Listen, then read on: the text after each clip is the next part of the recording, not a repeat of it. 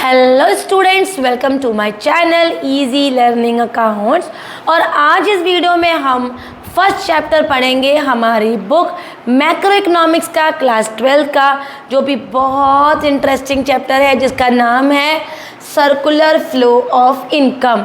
तो ये चैप्टर हमें कितनी अच्छी बात बताता है कि हमारा पैसा हमारे ही देश में यूं ही सर्कुलेट होता रहता है। तो इनकम का सर्कुलेशन सिखाने के लिए मैक्रो का फर्स्ट चैप्टर बना है जिसका नाम है सर्कुलर फ्लो ऑफ इनकम। तो सबसे पहले इस चैप्टर के बारे में पढ़ते हैं, सर्कुलर फ्लो ऑफ इनकम, कि सर्कुलर फ्लो ऑफ इनकम होता क्या है। तो it refers to a cycle of generation of income in the production process, its distribution among the factors of production, and finally its circulation from household to firm in the form of consumption, expenditure and service on goods and services produced by them। अब इसी बात को हम एक picture से समझ लेते हैं। तो ध्यान से पिक्चर देखना बेटा। मान लो हमने यहाँ पर दोनों सेक्टर्स के नाम लिख दिए, एक लिखा हाउस होल्ड और एक लिखा फर्म। ध्यान से सुनना बेटा। हाउस होल्ड मतलब हम सब। अब हम सब क्या करते हैं, हम सब पहले फर्म को, फैक्ट्री को, ऑर्गेनाइजेशन में मेहनत देते हैं, तो इसको कहते हैं फैक्टर सर्विसेज। हम सर्विसेज किस किस नाम से देते हैं? हम सर्विसेज देते हैं by giving the labour, land, या फिर हम बोल सकते हैं कैपिटल। अब हमने मेहनत दी तो फर्म ने हमको क्या दिया? Factor payments. किस किस नाम से फर्म ने हमें पेमेंट दिया? हमें इंटरेस्ट दे दिया, हमें रेंट दे दिया, सैलरी दे दी, वेजेस दे दिया, तो इसे बोलेंगे फैक्टर पेमेंट्स। अब हाउस होल्ड ने फिर उस पेमेंट का क्या किया? वो किसी भी दुकानदार के पास गया और उसने कंज्यूम करने के लिए एक्सपेंड किया, तो इसे बोलेंगे कंजप्शन एक्सपेंडिचर। और बदले में उस फर्म ने हमको क्या दिया? Goods and services. तो उस बुक में दी हुई डेफिनेशन से याद करने से बेटर है हम क्यों ना अपनी खुद की बनाई हुई डेफिनेशन लिखें। तो वो हम कैसे बनाएंगे? Circular flow of income is the, देखो ध्यान से, circular flow of income is that generation of income between the two sectors where the household gives factor services to the firm and firm gives factor payments to the household, then the household do consumption expenditure, and finally the firm gives goods and services. This is known as circular flow of income in two sector economy। Clear है बच्चों? अच्छे से clear हो गया हो तो please like ज़रूर दे देना। अब आगे बढ़ते हैं। नेक्स्ट है हमारा कि भाई कौन कौन से फेजेस होते हैं हमारे सर्कुलर फ्लो के, तो उसको देख लेते हैं कि हमारी बुक में नेक्स्ट आगे क्या दे रखा है। तो वो है हमारा phases of circular flow of income. तो there is 3 phases of circular flow. पहला होता है प्रोडक्शन फेज, इनकम फेज, और तीसरा होता है एक्सपेंडिचर फेज। तो बुक बाय बुक चल रहे हैं, लाइन बाय लाइन चल रहे हैं, तो उसके लिए एक बार हम खुद भी समझ लेते हैं कि भाई ये होता क्या है। तो सर्कुलर फ्लो तो हमारा डन हो गया था।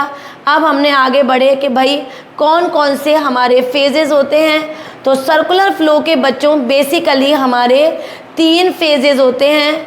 पहला होता है जिसको हम बोलते हैं जनरेशन फेज। जनरेशन में बेटा काम क्या होता है? वो होता है प्रोडक्शन, तो इसको प्रोडक्शन फेज भी कहते हैं। दूसरा है हमारा जिसका नाम है इनकम फेज। अब इनकम फेज में क्या होता होगा? सामान डिस्ट्रीब्यूट हो जाता होगा, किसको? कस्टमर को, तो इसको डिस्ट्रीब्यूशन फेज भी कहते हैं। अब डिस्ट्रीब्यूट हो गया, इनकम आ गई, तो बिज़नेस में और एक्सपेंड किया जाएगा ताकि बिज़नेस बढ़ सके, तो इसको एक्सपेंडिचर फेज या फिर डिस्पोजिशन फेज भी कहा जाता है। तो बेसिकली हमारे कितने फेजेस पढ़े बच्चों? पहला जनरेशन फेज जिसको प्रोडक्शन फेज भी कहते हैं, दूसरा इनकम फेज जिसको हम डिस्ट्रीब्यूशन फेज भी कहते हैं, और तीसरा हो गया हमारा एक्सपेंडिचर फेज जिसको डिस्पोजिशन फेज भी कहा जाता है। अगर हम देखें तो हमारे 2 टॉपिक तैयार हो गए। पहला तैयार हुआ हमारा definition of circular flow of income, और दूसरे नंबर पे हमने तैयार किया what are the different phases of circular flow of income.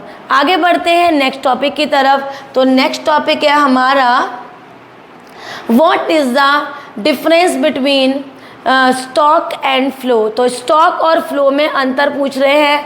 अगर मैं नॉर्मल बोलूँ तो मान लो अगर आपके पास एक पानी का टब है, उसमें कोई भी निकलने का पानी कोई ऑप्शन नहीं है, तो वो पानी को आपने स्टॉक कर रखा है।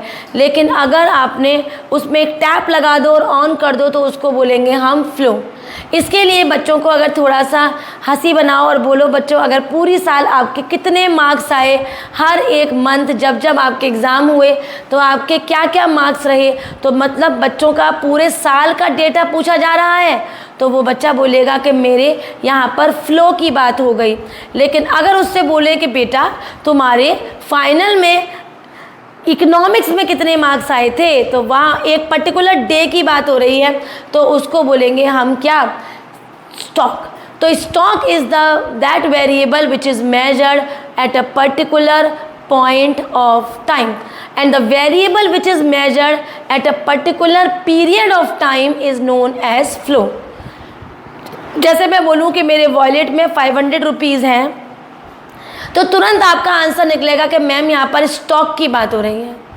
मैं बोलूँ बच्चों इन्वेस्टमेंट, आप बोलोगे मैम यहाँ पर नेट इन्वेस्टमेंट की बात अगर आप कर रही हैं तो ये मैम फ्लो है। मैं कैपिटल की बात करूँगी, आप बोलोगे बच्चों ये स्टॉक है। लेकिन यही कैपिटल फॉर्मेशन हो जाए तो ये क्या हो जाएगा? फ्लो। तो इस तरीके से जैसे आप कहो सेविंग्स, तो सेविंग्स है बच्चों हमारी फ्लो, क्योंकि सेविंग्स एक दिन की नहीं होती है। वेल्थ है, वेल्थ क्या है बेटा? वेल्थ है आपका स्टॉक। तो इस तरीके से हमें लाइन दी होंगी और पूछेंगे कि ये स्टॉक है या फ्लो, तो आपको याद रखना है। अगर वो पूरे एक लंबे टाइम की बात कर रहे हैं, पीरियड ऑफ टाइम की बात कर रहे हैं, तो वो फ्लो है, और एक पर्टिकुलर पॉइंट ऑफ टाइम की बात हो रही है तो वो क्या है? स्टॉक। तो एग्जाम्पल की बात करें कि स्टॉक और फ्लो में एक सॉलिड एग्जाम्पल अगर हम करेंगे तो वो क्या?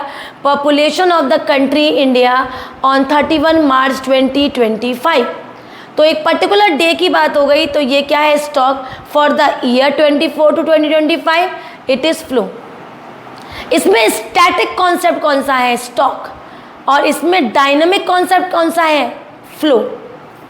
टाइम डायमेंशन कहाँ पर देखा जा रहा है? तो टाइम डायमेंशन है फ्लो में, और कोई टाइम डायमेंशन कहाँ पर नहीं है? स्टॉक, क्योंकि उसका कोई ड्यूरेशन ही नहीं है। तो क्या यही डिफरेंस हमारी बुक में भी है? देखिए पहला डेफिनेशन है stock refers to that variable which is measured at a particular point of time, and यहाँ पर फ्लो में है period of time. No time dimension stock में, टाइम डायमेंशन फ्लो में। स्टैटिक हो गया बच्चों स्टॉक, डायनेमिक हो गया flow. Population of India particular day stock, और पूरे ईयर की बात हो गई तो ये हो गया हमारा flow. Now the next one is what is the difference between real flow and money flow. तो रियल फ्लो और मनी फ्लो को पढ़ लेते हैं कि ये क्या है। तो रियल फ्लो और मनी फ्लो को पढ़ाने के लिए ना बच्चों मैं आपको उसी डायग्राम पे लेके चलूँगी जो मैंने आपको स्टार्टिंग में बताया था। तो इस सर्कुलर फ्लो के डायग्राम में 2 जगह आपको मनी फ्लो दिख रहा है। तो the flow where there is circulation of money is money flow, where there is no circulation of money it is known as real flow. अगर मैं इस डायग्राम से आपको बताऊं the flow from firm to household in the form of factor payments, and from household to firm in the form of consumption expenditure, this is known as money flow. M के बाद N आता है तो याद रखना हम money flow को nominal flow भी कहते हैं। मनी फ्लो को हम नॉमिनल फ्लो भी कहते हैं। और रियल फ्लो क्या है बच्चों? जहाँ पर मनी का कोई सर्कुलेशन नहीं है, that means from household to firm in the form of factor services and from firm to household in the form of goods and services. तो गौर से देखो, रियल फ्लो में पहले तो फैक्टर फ्लो हुआ, तो रियल फ्लो भी बच्चों दो तरीके का होता है। एक होता है फैक्टर फ्लो और एक होता है हमारा प्रोडक्ट फ्लो। प्रोडक्ट फ्लो में क्या होता है बच्चों? फर्म से हाउस होल्ड में गुड्स एंड सर्विसेज जाता है। एंड फैक्टर फ्लो में क्या होता है? हाउस होल्ड से फर्म में फैक्टर सर्विसेज जाती हैं। तो this is the sub division of real flow. अब रियल फ्लो मनी फ्लो का हमने डेफिनेशन पढ़ ली, इसका हमने सर्कुलेशन देख लिया क्या, इसका हमने अदर नेम भी पढ़ लिया।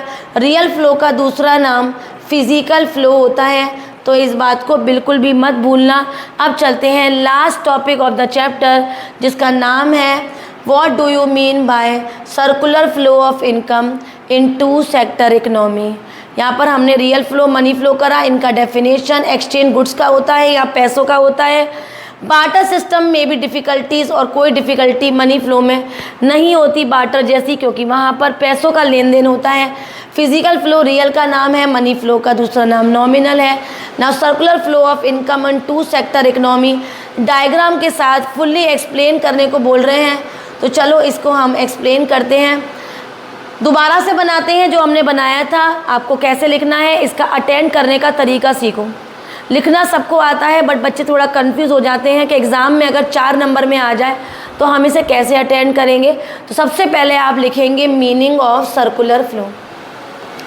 Meaning of circular flow, meaning of circular flow में आप लिखेंगे circular flow of income is the flow of income from household to firm, from the household gives factor services in the form of land labor and the firm gives factor payments, then the household do consumption expenditure and finally the firm gives goods and services, जो इस chapter की पहली line मैंने याद कराई थी।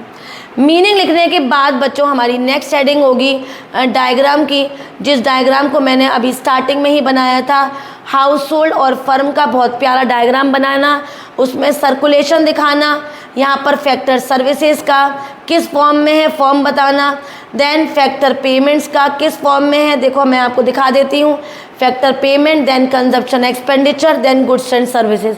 इस diagram को बनाने के बाद आपको तीसरा काम क्या करना है, आप लिखोगे 3rd नंबर पे हेडिंग डालोगे एक्सप्लेनेशन ऑफ डायग्राम। ऊपर दिखे हुए डायग्राम का एक्सप्लेनेशन। पहली हेडिंग में आप हाउस होल्ड टू फर्म की डिटेल में बात करेंगे।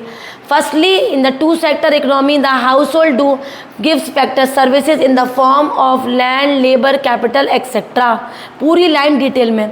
फिर 2 डाल के आप लिखेंगे then the firm gives after getting the services it gives factor payments in the form of wages, salary, rent, interest etcetera, पूरी डिटेल में बात लिखेंगे। तीसरे नंबर पे आप बताएंगे after getting the payment the household do consumption expenditure in order to satisfy the want of him और her in the form of consumption expenditure. Then finally in the circular flow the firm gives goods and services to the household by providing the things which is purchased by the household. तो last में लिखेंगे this is known as circular flow of income in two sector economy. Chapter समझ में आ गया हो तो बच्चों like ज़रूर करते रहिए। आगे बढ़ेंगे नहीं क्योंकि अब ये चैप्टर यहाँ पर ख़त्म हो गया। उसके साथ साथ जो नई एडिशंस हैं उसमें माइक्रो और मैक्रो में भी डिफरेंस दे रखा है। तो माइक्रो में जब आप सिंगल इंडिविजुअल की बात करें माइक्रो, और जब पूरी इकोनॉमी की बात होती है तो उसे हम मैक्रो कहते हैं। माइक्रो का दूसरा नाम प्राइस थ्योरी होता है, लेकिन मैक्रो को हम इनकम एंड एम्प्लॉयमेंट थ्योरी भी बोलते हैं।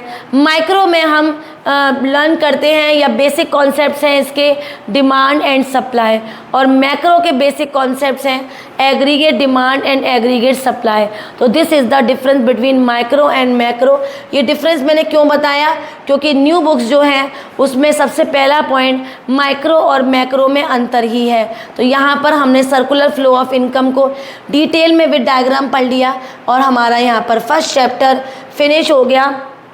अगर आपको फर्स्ट चैप्टर इजीली समझ आ गया हो तो बच्चों वीडियो को बहुत सारा शेयर करना, अपने फ्रेंड्स में लाइक करना बिल्कुल मत भूलना, और चैनल को सब्सक्राइब ज़रूर करना। इस तरह और भी वीडियोस आपके पास आती रहेंगी और हम मिलकर अच्छी मेहनत करेंगे और अच्छे मार्क्स लाएंगे। Bye bye.